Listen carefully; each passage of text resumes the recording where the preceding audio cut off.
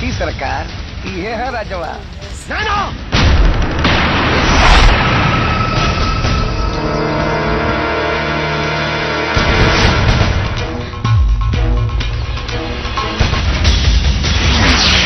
ये हमरा बारे में नहीं खेचा, जेकर नाम सुन के तोरे जैसे लइकन का पेशाब नीचे से ना ऊपर से निकल जाता। अब हम अपना बारे में क्या बताएं?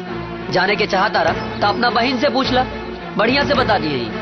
अरे बहन से का पूछी, जब बहन होके कहा पहले ही गवा चुकल गया। अरे ऐसा बहन के अब तो हार बहन ना, हमार प्यार बाड़ी।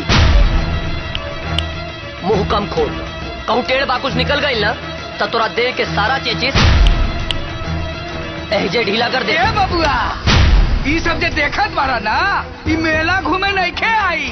तोरा प्यार का बुखार उतारे आई। बड़ी मारे रे, बड़ी मारे। बहनोई के औदा सार से ऊपर होला, सोच के बोल। अबे रिश्तेदारी तब बनी जब तू जिंदा रहे।